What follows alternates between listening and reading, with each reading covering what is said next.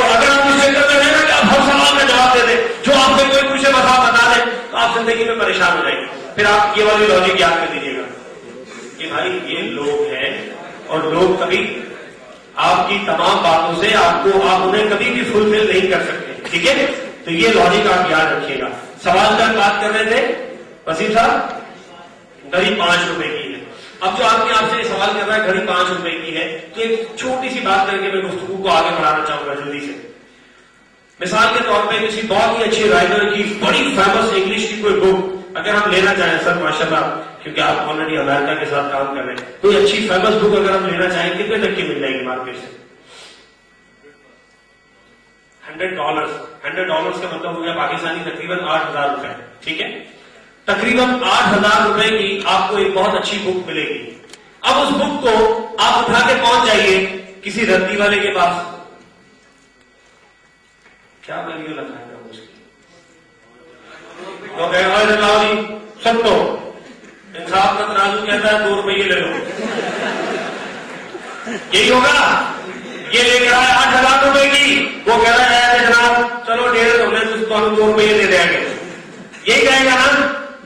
صرف آپ اپنی پروڈکٹ کی ویلیو لگوا کس سے رہے ہیں، آپ کی پروڈکٹ کی ویلیو لگا کون رہا ہے، یہ دیکھنا بہت ضروری ہوتا ہے، یہ سمجھنا بہت ضروری ہوتا ہے. اسی معاشرے میں رولیکس اور دیگر واچز بھی بکتی ہیں جن کی ویلیو کئی لاکھوں روپے میں ہے.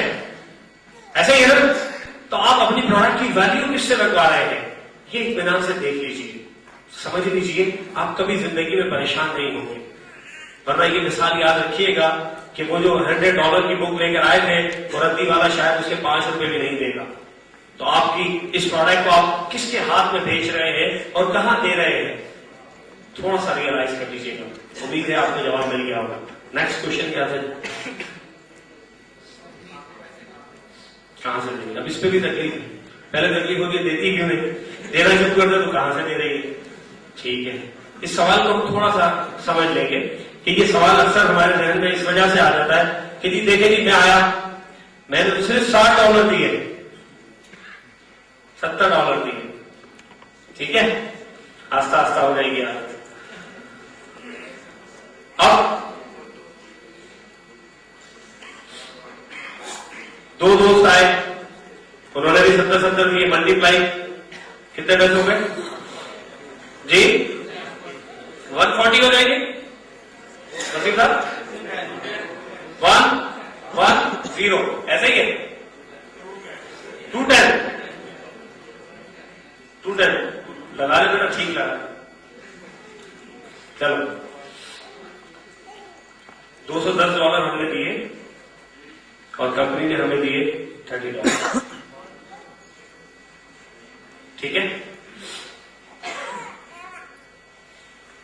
پروڈکٹ کی ویلیو اگر آپ نکالیں تو اب یہاں پر 2 باتیں آئیں گی سامنے کہ کمپنی کا پروفٹ بھی سامنے آ جائے گا اور یہ کمپنی کہاں سے دے رہی ہے.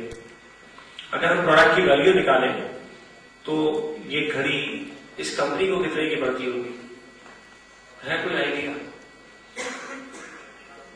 میرے خیال سے بہت زیادہ بھی اگر کمپنی کو میں حاجی صاحب کہہ دوں تو شاید $25-30. یہ بھی بہت زیادہ ہوگی کیونکہ بہت بڑی بلک کوانٹٹی میں بنا ہے.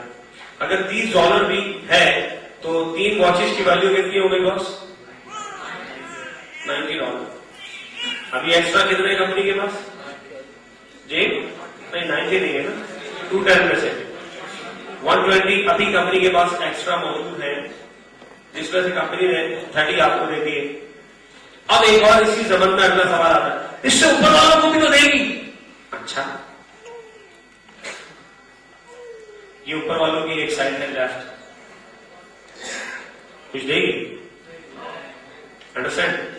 تو کمپنی اچھے پروفٹ میں ہے اسی لیے آپ کو اچھا پے کرتی ہے. یہ ایک وے آپ کو میں نے بتایا. ابھی 2-3 وے اور بتا دوں گا تو پھر آپ سوچنے لگیں گے بس اپنی بنا لیتے ہیں. مجھے امید ہے کہ آپ اس پہ سمجھ گئے ہوں گے کیونکہ کمپنی کا پروفٹ بہت اچھا ہے، اس لیے کمپنی پے بہت اچھا کرتی ہے. اس لیے کمپنی کو کوئی پرابلم نہیں ہوگا کہ آپ کمپنی سے انجوائے کرنے لگ جائیں ڈیلی $450. ٹھیک ہے، اگلا سوال کیا ہے جی؟ شرعی طور پہ ہو گیا. آخری بات میں کر کے جانا چاہوں گا کہ ہمیں جو ایک سوال آپ لوگوں کو فیس کرنا پڑتا ہے کہ یہ پیسے جائز ہے یا ناجائز. Thank you sir. یہ پیسے آمدنی جائز ہے یا ناجائز. اب اس میں بھی سوال میں بھی 2-3 سوال ہوتے ہیں کہ ٹھیک ہے ہم اس بزنس کا حصہ بنے, ہم نے اپنا لیفٹ رائٹ خود بنایا, یہ تو ہم نے محنت کری اور ہمیں $30 مل گئے. اس کے بعد جو نیچے ڈاؤن دا لائن کام ہوتا ہے بڑھتے اتنا آگے بڑھ جاتا ہے کہ ہمیں پتہ بھی نہیں ہوتا. وہاں سے جو پیسے آتے ہیں اس میں تو ہماری کوئی محنت شامل نہیں ہوتی, تو یہ جائز نہیں ہے. ٹھیک ہے, یہ سوال بنتا ہے بھائی ڈھیلا سا جواب دیں گے تو پھر گفتگو ہے. سوال بنتا ہے. سوال یہ بنتا ہے کہ جناب آپ اس بزنس میں آ گئے اور آپ نے یہاں سے صرف اور صرف ان 2 لوگوں کو آپ لے کر آئے, ایک آپ کی رائٹ سائڈ پہ, دوسری آپ کی لیفٹ سائڈ پہ. $30 آپ کو GMS مل گیا, ٹھیک ہے, نہیں جائز ہے. اب اس کے بعد جو نیچے کام ہوا, اس انداز میں کام آگے بڑھا اور جناب ہم تو انہیں جانتے بھی نہیں ہیں اور یہ ایفرٹس کر رہے ہیں اور یہ کام آگے بڑھتا ہی چلا جا رہا ہے. اب ان کے آنے پر جو آپ کو پیسے مل رہے ہیں, یہاں آپ کی کوئی محنت نہیں ہے, اب نہیں ملنا چاہیے. یہ سوال بنتا ہے آپ کے یہاں, ٹھیک ہے, کہ جی بغیر محنت کرے مسٹر یو کو یہاں سے پیسے ملتے ہیں, ایسا ہے؟ اصل میں جو آدمی جس لینگویج کو سمجھے اس سے اس زبان میں بات کریں آسان ہوتا ہے, اس کے لیے سمجھنا. میں جب انٹیریئر سے جاتا ہوں تو پھر میں سندھی میں بات کرتا ہوں. سائی مانو سب نہ سونا پکی سب نہ ہنج کہ مانو میرا اچھے کو باہر کی بس تما اچھو 2 مانو میں کھڑی آؤ انشاءاللہ تما کامیاب تھی. تو کہتا ہاں صحیح ہانی بات سمجھی رہا تو کہ خبر ہی نہ لگے چھاٹ چاہیے وہ کہنے یار مانو بچی رہے ہاں رن صاحب تما چاہیے تو ہانی ڈال کے بات سمجھی رہے ہو. ہلو صحیح پڑھ کہتا ہے تو وہ سندھی سمجھتا ہے. ٹھیک ہے, جب بہت زیادہ گاؤں میں آگے پیچھے کی ٹریولنگ ہوتی ہے تو وہاں پنجابی بولنا پڑتی ہے, تو اسے فکر ہی نہ کرو گی پھر کوئی بندے لانے کے پاس ٹیکٹر ان شاء اللہ کام ہی ٹوٹنا پڑے گا تو پیسے لگنے پڑے گا ہوں سمجھ آ گئی. باقی صحیح تو پتہ نہیں کون سی زبان میں سمجھاتا ہے لوگوں کو.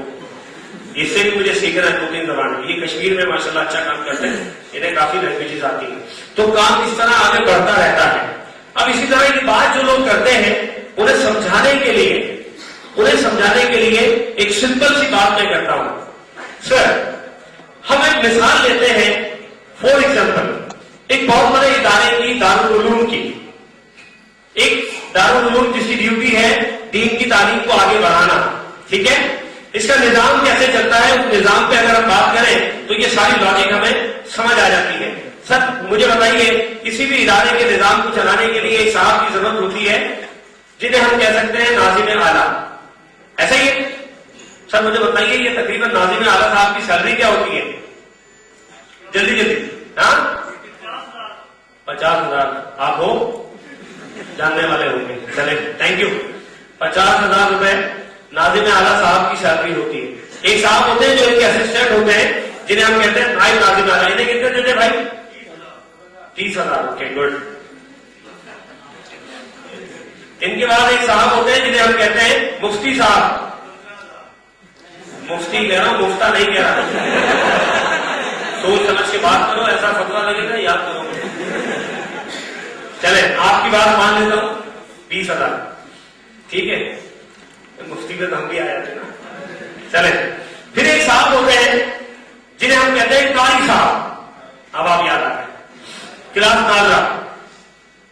اس ادارے کے بعد جو فنڈ آتا ہے وہ اس لیے آتا ہے کہ آپ یہ بیسک دین کی تعلیم آگے بڑھائیں, اور یہ بیسک کام کون کرتا ہے؟ کلاس ناظرہ کے قاری صاحب جو بچے کے اوپر ڈنڈا لے کے کھڑے ہوتے ہیں, بیٹا حلق سے آواز نکالو, میں بہت پٹا ہوں اس کار میں چکر.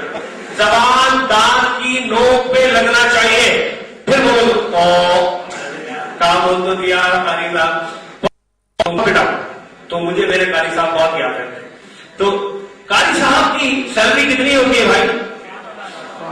ہاں یہ تو یقین جانے آپ اپنے اگر آپ لوگ مدرسے پڑھے ہیں یا آپ کے گھر میں جو قاری صاحبان پڑھانے آتے ہیں, یہ بیچارے آج تک سائیکل پہ ہیں. ان کی سیلریز بہت چھوٹی سی ہوتی ہیں ریئلی, اور ایفرٹس یہی لوگ کرتے ہیں. مگر میں کہتا ہوں کہ ٹھیک ہے ہم یہاں پر بھی یہ فیگر دے دیتے ہیں 5,000 روپے. سر اصل محنت کون کر رہا ہے؟ ایفرٹس کون کر رہا ہے؟ کیا ایسا ہوتا ہے کہ کلاس ناظرہ کو ناظم اعلیٰ صاحب یا مفتی صاحب آگے پڑھائیں بیٹا پڑھو؟ نہیں, محنت تو گراؤنڈ پہ ہمیں یہ دکھ رہا ہے کہ یہ کر رہا ہے, تو پھر